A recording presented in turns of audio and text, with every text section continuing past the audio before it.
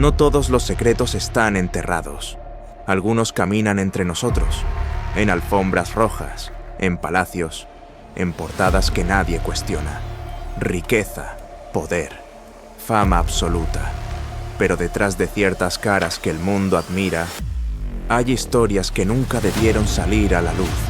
Acusaciones enterradas, archivos sellados, testigos silenciados y decisiones que, de saberse completas, cambiarían para siempre la imagen pública de estas personas. Algunos fueron líderes, otros ídolos globales, otros símbolos de éxito intocable. Todos tienen algo en común. Forman parte de una lista que nunca se publicó oficialmente, pero que existe. Esta no es una recopilación de rumores.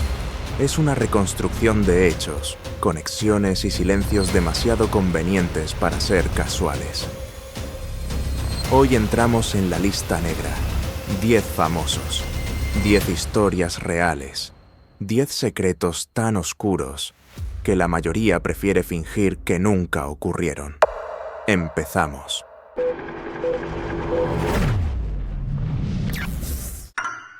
No fue solo una estrella infantil, fue un experimento a escala global. Justin Bieber fue descubierto en YouTube con apenas 12 años. En cuestión de meses, pasó de cantar en su habitación a firmar contratos millonarios con Scooter Braun y Usher. La industria no lo adoptó, lo absorbió.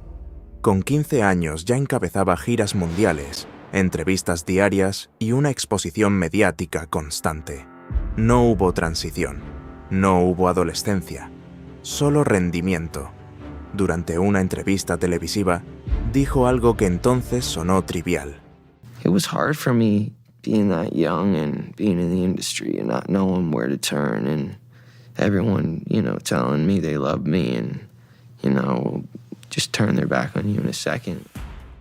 Con el tiempo, esa frase empezó a pesar más de lo que parecía. Muy joven comenzó a frecuentar entornos claramente adultos. Fiestas privadas, ejecutivos, artistas consolidados, vídeos virales donde figuras influyentes hablaban de pasar 48 horas juntos, cuando aún era menor. Nada probado, pero sí incómodo. Justin, you ever seen the movie 48 Hours? Right now, he's having 48 hours with Diddy, him and his boy.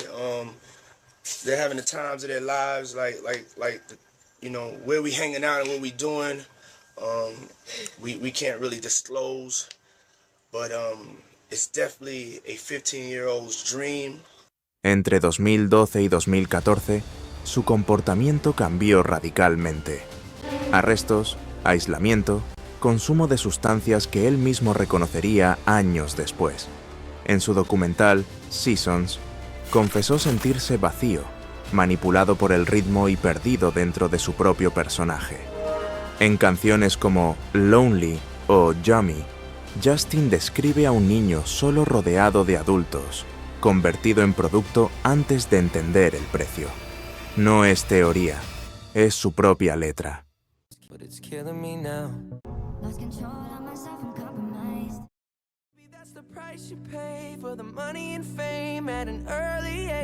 Nunca acusó directamente a nadie, nunca dio nombres, pero tampoco negó que el sistema lo moldeó desde demasiado temprano.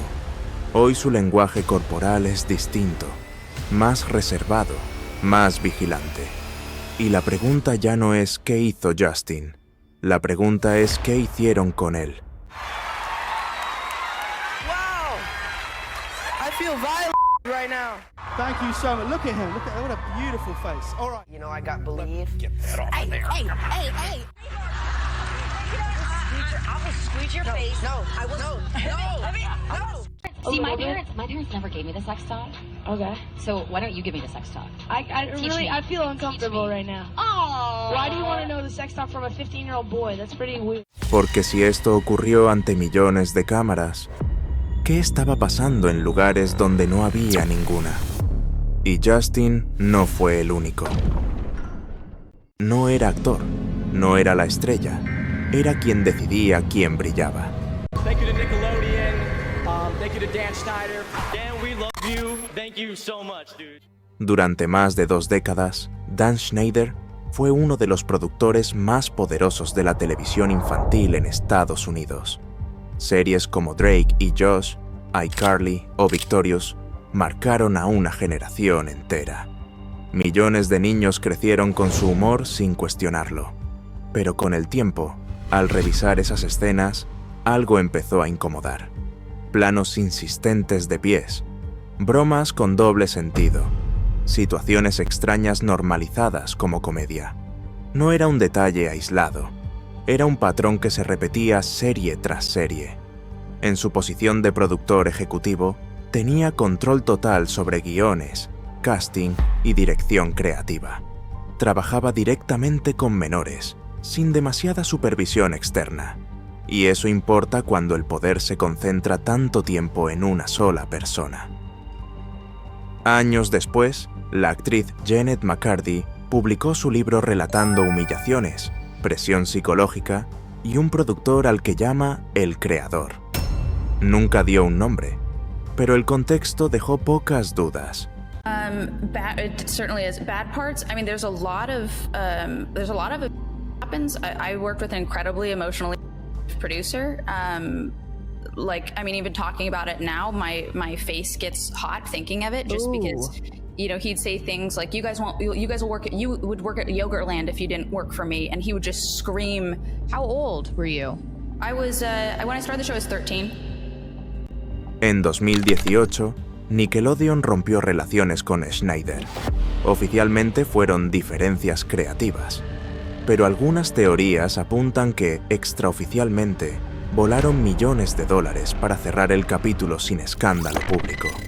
No hubo juicio, no hubo condena, solo silencio. Y mientras tanto, varios actores que trabajaron bajo ese entorno terminaron con crisis públicas, adicciones o desapariciones repentinas de la industria. ¿Casualidad? ¿O el resultado de crecer en un sistema donde el entretenimiento valía más que la protección?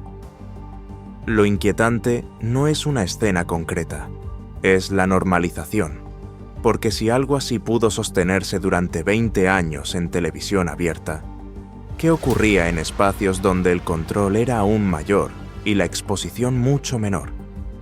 La historia ya no va solo de artistas, va de estructuras, y en la música, esas estructuras eran todavía más poderosas. Hey, Dan Schneider, I know you're watching my Vine. Do you like my Vine? Vine. Look what you've done to me.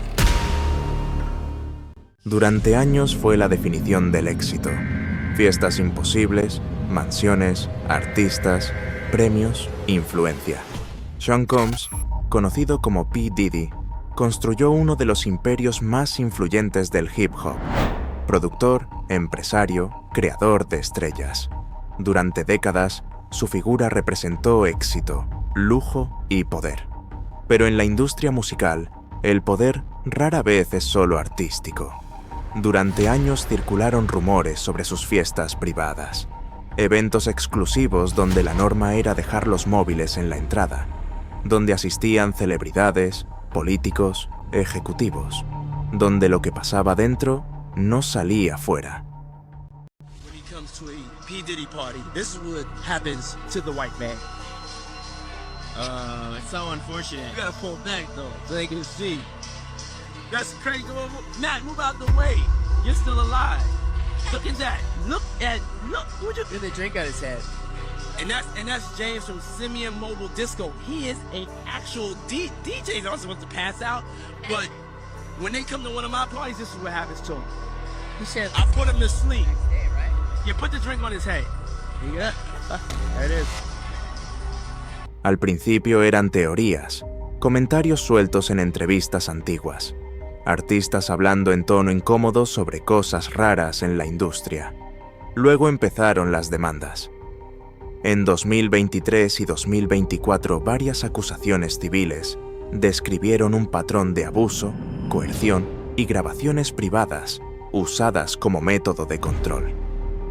Una de las denuncias más mediáticas fue la de su expareja Cassie Ventura, que habló de violencia, manipulación y fiestas organizadas bajo presión. Las acusaciones no prueban automáticamente culpabilidad, pero sí dibujan un patrón que ya no podía ignorarse. Se llamaba Puffy Flavor Camp. Yo sí quería ir a ese lugar. A cualquier chico le fascinaría. Estaba rodeado de mujeres adultas y las veía hacer todo tipo de cosas. Your kid to Puffy Camp? Hell no. How do I know this? Yeah, that's what I want to know. How do you know this? Do you know Sean Combs?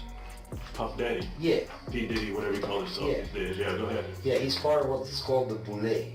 The Boule is a branch of the Illuminati. I had sex with Cassie and Sean. Basically, with the tell me what to do with Cassie. I had like 15 encounters, and I heard lots of business and stuff, and I was like a slave, okay?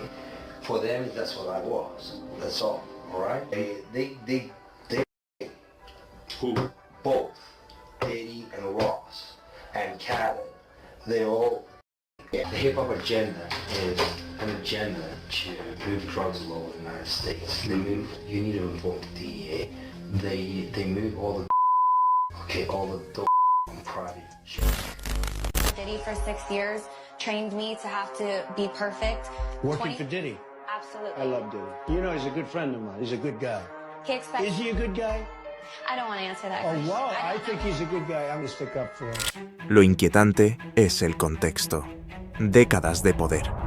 Décadas de silencio. Décadas de artistas jóvenes entrando en un sistema donde él decidía quién triunfaba y quién desaparecía. Y cuando alguien controla carreras, contratos y reputaciones, controla más que música.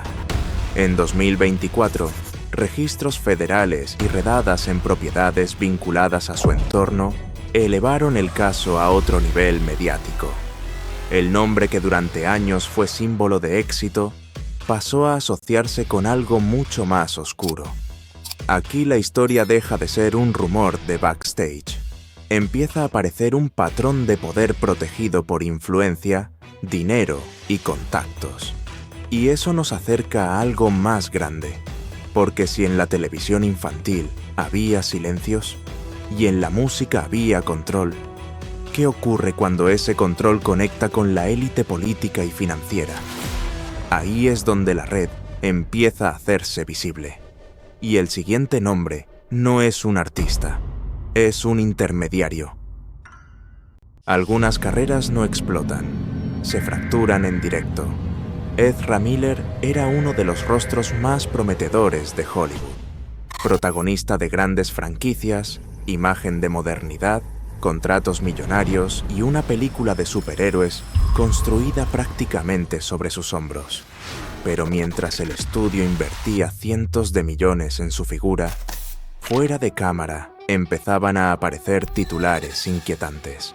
Detenciones en Hawái en 2022 por alteración del orden público. Acusaciones de comportamiento errático. Órdenes de alejamiento solicitadas por familias que denunciaban influencia indebida sobre menores. Lo que al principio se presentó como excentricidad empezó a adquirir otro tono cuando múltiples relatos describían patrones similares. Control emocional, aislamiento de personas jóvenes de su entorno familiar, dinámicas que algunos calificaron de manipuladoras. El caso se volvió especialmente delicado cuando padres de una adolescente denunciaron públicamente que Miller ejercía una influencia peligrosa sobre su hija. No fue una teoría de Internet, fue una denuncia formal. Warner Brothers guardó silencio durante meses. La película seguía adelante. El marketing seguía en marcha. La maquinaria no se detenía. Y esa fue la parte que más llamó la atención. Porque cuando una producción de más de 200 millones depende de una sola persona, ¿quién tiene realmente el control? ¿El actor? ¿El estudio? ¿O el sistema que decide qué escándalos se absorben y cuáles se exponen? Finalmente, Miller emitió un comunicado hablando de problemas complejos de salud mental y prometiendo tratamiento. Pero el daño ya estaba hecho, no solo a su imagen, sino a la percepción pública de cómo funcionan los engranajes cuando el dinero es demasiado grande para detenerse. Y si Hollywood protege sus inversiones, ¿qué ocurre cuando el poder no depende de taquilla, sino de algo todavía más oscuro.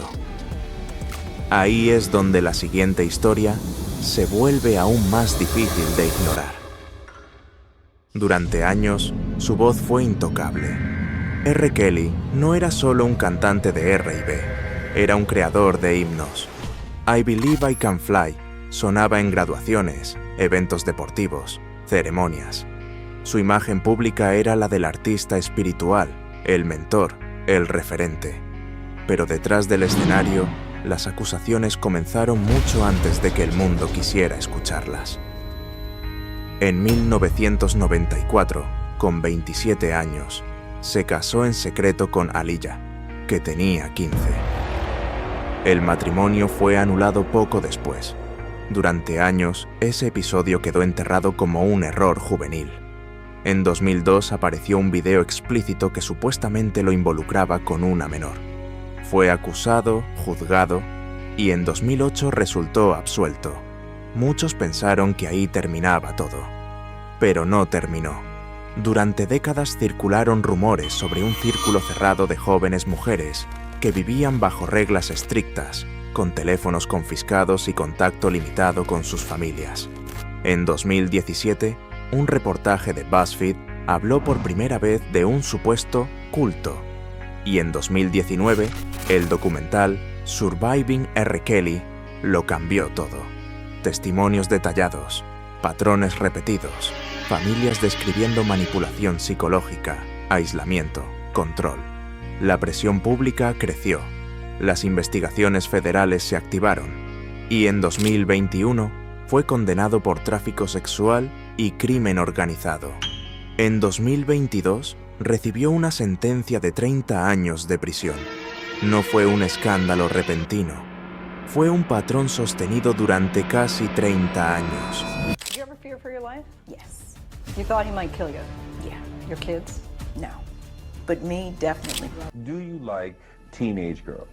When you say teenage, how are we talking? Is there truth to those allegations? I mean, well, you know, he married Aaliyah. Lo inquietante no es solo lo que hizo, es cuánto tiempo fue ignorado. Productores, colaboradores, ejecutivos, todos trabajaron con él mientras los rumores ya circulaban. Y entonces surge la pregunta inevitable. Si tantas señales estuvieron ahí durante décadas, ¿quién decidió mirar hacia otro lado?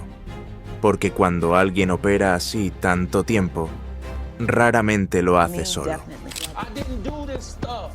This is not me. I'm fighting for my life. I am not no demon. I'm no devil. I'm no criminal. I'm R. Kelly and this is my life. This is my life. This is my life. Y el siguiente nombre demuestra que el silencio puede extenderse incluso más allá de la música. I'm R. Kelly and this is my life. Hubo una época en la que parecía el villano perfecto. Maquillaje extremo, letras provocadoras, escenarios que mezclaban religión, violencia simbólica y espectáculo. Marilyn Manson construyó su carrera jugando con el miedo colectivo. Pero durante años, lo más perturbador no estuvo en sus conciertos, estuvo fuera del escenario. Desde los 90, antiguos colaboradores hablaban de comportamientos erráticos, controladores, a veces violentos. Nada concreto, nada que explotara mediáticamente. Solo rumores que se diluían entre la polémica artística. Todo cambió en 2021. La actriz Evan Rachel Wood lo señaló públicamente como su agresor. No fue una acusación vaga. Habló de manipulación psicológica, aislamiento, control, miedo. Después llegaron más mujeres con relatos similares. Patrones repetidos, relaciones iniciadas con intensidad, control progresivo, presión emocional extrema. Algunas describieron dinámicas de lavado de cerebro. Otras hablaron de contratos de confidencialidad. El relato ya no era individual. Manson negó todas las acusaciones. Presentó demandas por difamación. El caso se volvió legal, complejo, lleno de matices y disputas judiciales. Pero la narrativa pública cambió. Sellos discográficos rompieron contratos, giras canceladas, colaboraciones eliminadas. La industria reaccionó rápido esta vez. Lo inquietante no es solo si es culpable o no, es cómo durante años su personaje artístico sirvió como escudo. Cuando alguien construye una imagen de monstruo, es más fácil justificar lo que ocurre detrás, o más difícil que lo tomen en serio cuando alguien habla, porque a veces el disfraz no oculta, normaliza. Y cuando la oscuridad se convierte en marca registrada, la línea entre personaje y realidad empieza a desdibujarse. Pero hay casos donde la polémica no nació del arte, sino del privilegio. Y ahí entramos en terreno aún más incómodo. No todos los escándalos empiezan en un camerino. Algunos comienzan en palacios. El príncipe Andrés, duque de York, fue durante décadas una figura secundaria dentro de la familia real británica. Militar, representante institucional, presencia habitual en actos diplomáticos. Nada parecía fuera de lugar. Hasta que apareció un nombre que ya has escuchado antes: Jeffrey Epstein. Las fotografías existen. Andrés junto a Epstein en Nueva York en 2010, años después de que Epstein ya hubiese sido condenado en 2008 por delitos relacionados con menores. La pregunta no fue solo por qué lo conocía, fue por qué mantuvo el contacto después de aquello. En 2019, concedió una entrevista a la BBC que cambió todo. En ella, negó haber tenido relaciones con Virginia Giuffre, quien lo acusaba de abuso cuando era menor. Su defensa incluyó detalles que se volvieron virales, que no podía sudar por una condición médica, que no recordaba haber estado en una fiesta concreta. Lejos de aclarar dudas, la entrevista amplificó el escándalo. Las presiones crecieron. En 2020 anunció que se retiraba de la vida pública. En 2022 alcanzó un acuerdo extrajudicial con Giuffre, sin admitir culpabilidad. No hubo juicio, no hubo condena, pero tampoco volvió a ocupar su lugar anterior. Lo inquietante no es solo el caso individual, es la red de contactos. Epstein tenía vínculos con empresarios, políticos, académicos. Andrés era uno más dentro de esa órbita de poder. Cuando las conexiones cruzan océanos y jerarquías, la historia deja de ser un escándalo personal. Se convierte en algo estructural. Y si un miembro de la realeza puede quedar envuelto en algo así, ¿quién más orbitaba alrededor del mismo círculo? Porque en el centro de esa telaraña había alguien que entendía el poder mejor que nadie. Y su nombre ya no es un rumor. No fue un político, no fue un presidente, ni siquiera fue una figura pública, hasta que ya era imposible ocultarlo. Durante décadas, Jeffrey Epstein se movió en silencio por los niveles más altos del poder mundial. No como protagonista, no como líder, sino como nexo. Un hombre sin títulos académicos relevantes, sin una empresa conocida al gran público, sin un origen familiar influyente, y aún así presente allí donde confluyen dinero, política, ciencia, cultura y poder real. La pregunta nunca fue solo qué hizo. La pregunta siempre fue cómo llegó hasta allí. Epstein inició su carrera en el sector financiero en los años 70 y 80, logrando un ascenso tan rápido como poco habitual. A finales de los 90, ya se había convertido en un personaje habitual en círculos donde el acceso no se compra solo con dinero, sino con confianza, o con algo más valioso. Registros públicos y documentos judiciales confirman que mantuvo contacto frecuente con políticos, empresarios, académicos, científicos y figuras culturales de primer nivel.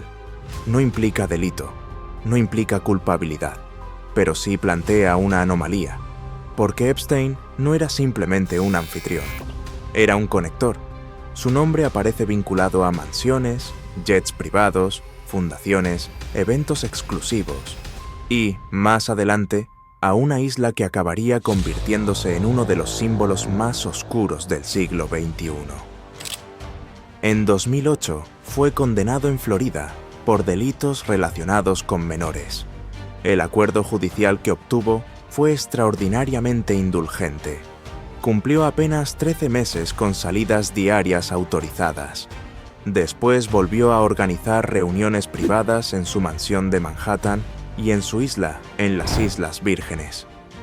En 2019, Epstein fue arrestado de nuevo. Esta vez, los cargos eran federales. Esta vez, el foco mediático era global. Esta vez, ya no había margen para el silencio. Su libreta de contactos incluía nombres de peso mundial. Pero antes de que se celebrara juicio, apareció muerto en su celda. Las autoridades dictaminaron suicidio. Las irregularidades en la vigilancia, los protocolos incumplidos y la desaparición de grabaciones alimentaron dudas que, a día de hoy, siguen sin resolverse del todo. Más allá de conspiraciones, hay un hecho incontestable. Nunca hubo un juicio público que revelara toda la red. No es una afirmación, es un hecho documentado. El sistema falló en ofrecer una explicación clara y concluyente. A partir de ahí, comenzaron las filtraciones. Listas de contactos, correos electrónicos, agendas, documentos judiciales desclasificados, material real mezclado con interpretaciones, hipótesis y teorías. Algunas sostenidas, otras exageradas, otras directamente falsas. Y aquí es donde entra el verdadero peligro. Porque cuando la información es parcial, fragmentada y masiva, la verdad y la ficción empiezan a parecerse demasiado. Se habló de chantaje, se habló de redes de poder, se habló de servicios de inteligencia. Nada de eso ha sido probado de forma concluyente. Lo que sí está probado es que Epstein sabía demasiado sobre demasiada gente influyente, y que durante años nadie actuó con la contundencia necesaria. En ese entramado aparece una figura clave, Ghislaine Maxwell, intermediaria, organizadora, facilitadora, según los tribunales. Ella sí fue juzgada, ella sí fue condenada. Epstein, en cambio, murió sin sentencia definitiva, y eso dejó una herida abierta. Porque el caso Epstein no es solo una historia de delitos graves, es la sensación de que, en ciertos niveles de poder, las reglas dejan de ser las mismas. No hace falta invocar cultos, símbolos o rituales para entenderlo. Basta con observar cómo se protege el poder a sí mismo cuando se siente amenazado. A día de hoy, los llamados archivos Epstein siguen siendo analizados, reinterpretados y utilizados por medios de todo tipo. Algunos buscan respuestas legítimas, otros confirmación de sus propias creencias. La realidad es más incómoda que cualquier teoría extrema. No hay una revelación final, no hay una verdad limpia, solo un rastro de documentos que muestran hasta qué punto el sistema puede mirar hacia otro lado, cuando mirar de frente resulta demasiado peligroso. Jeffrey Epstein no fue el origen, y probablemente tampoco fue el final. Fue, simplemente, el nombre que salió a la superficie, y por eso ocupa el top 3. Hay momentos en los que un país no cambia de gobierno, cambia de destino. Momentos en los que el ruido no viene de protestas en la calle, sino del silencio en los pasillos del poder. Durante años, parecía intocable. Sobrevivió a sanciones, a acusaciones internacionales, a intentos de levantamiento interno. Mientras millones huían del país, él seguía allí, firme, blindado, inamovible. Hasta que una madrugada, el sonido no fue político, fue militar. Explosiones en Caracas, vuelos rasantes, movimientos coordinados que no parecían improvisados. No fue un golpe interno, no fue una renuncia pactada, fue una intervención directa, y el nombre que apareció en todos los titulares horas después fue el de Nicolás Maduro. La versión oficial habló de una operación quirúrgica ejecutada por fuerzas especiales estadounidenses el 3 de enero de 2026. Un asalto planificado durante meses. Un objetivo ensayado en réplicas exactas antes de ejecutarse. Según la Casa Blanca, Maduro fue localizado dentro de un complejo fortificado en Caracas junto a Cilia Flores. Minutos después, esposado. Trasladado fuera del país. Las acusaciones no eran nuevas. Narcoterrorismo. Conspiración para tráfico de drogas. Vínculos con estructuras criminales que, según fiscales estadounidenses, operaban desde hacía años. Pero lo que convirtió esto en un evento histórico no fueron los cargos, fue el precedente. Un presidente en ejercicio capturado por fuerzas extranjeras, sin negociación pública, sin transición pactada. Mientras algunos celebraban el fin de una era, otros hablaban de ruptura del derecho internacional, de líneas que no se cruzan, hasta que alguien decide cruzarlas. Y entonces la pregunta ya no era ¿qué había hecho Maduro? La pregunta era ¿quién decidió que había llegado su hora? Porque durante más de una década, Venezuela vivió hiperinflación extrema, escasez crónica, migración masiva de millones de personas, denuncias de represión, investigaciones internacionales abiertas. Pero los regímenes no caen solo por crisis económicas. Caen cuando el equilibrio de poder cambia. Y cuando ese equilibrio cambia, no suele ser casualidad. La captura de Maduro no fue solo la caída de un presidente, fue un mensaje de que incluso quienes parecen blindados pueden convertirse en pieza sacrificable cuando el tablero se reordena. Y si un jefe de Estado puede ser reducido a una fotografía con los ojos cubiertos, ¿qué otros nombres que hoy parecen intocables podrían estar a un documento filtrado de distancia? El resultado no es casual, y eso nos prepara para el último puesto. El puesto que no es una persona, es el sistema que permitió que todo esto ocurriera. Y llegamos al número 1, es el concepto mismo. La lista negra no es solo un papel con nombres, es el mecanismo invisible. Es un acuerdo tácito de silencio mutuo.